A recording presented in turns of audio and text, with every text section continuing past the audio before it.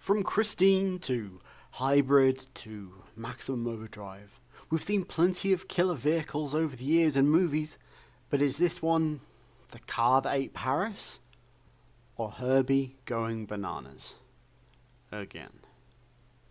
Brought to me by someone who religiously recommends me the absolute worst B movies imaginable, I use the term religiously here because it's a lot of bullshit, just to clarify. I went into this, funnily enough, expecting the worst, but walked away oddly entertained.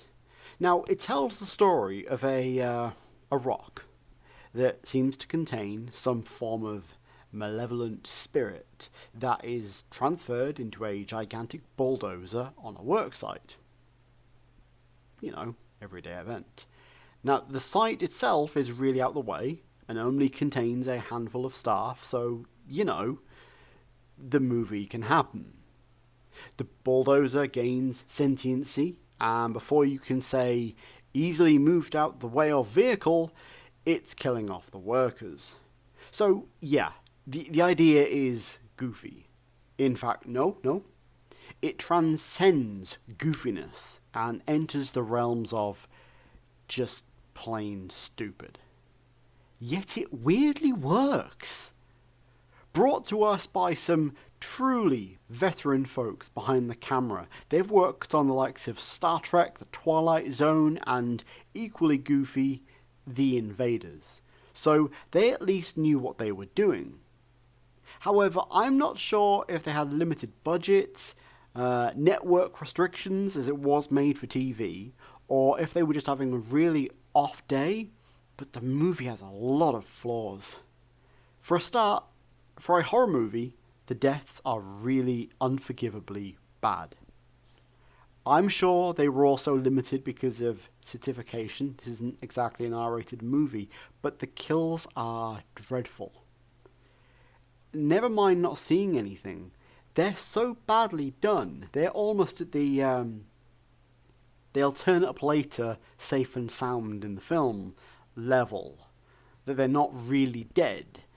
This is a damn shame because the movie defies logic and manages to entertain despite the ridiculous premise.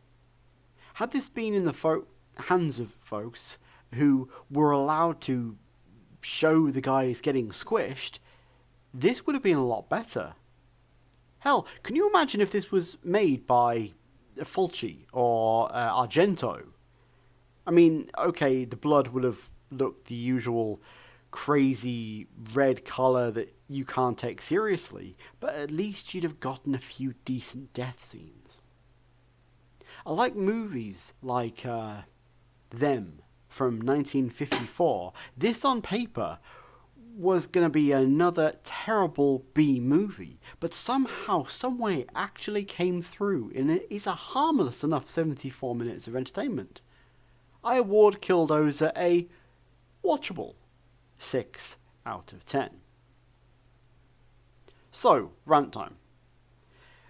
Remember Austin Powers, International Man of Mystery?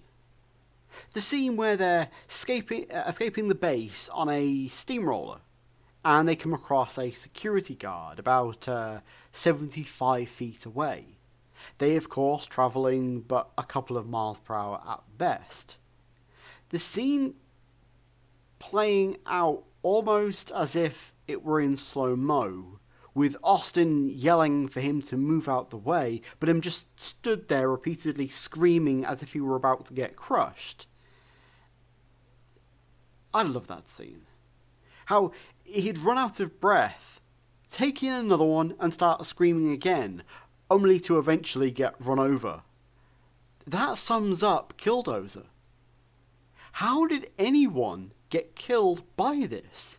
It's like a Romero zombie. Really damn slow.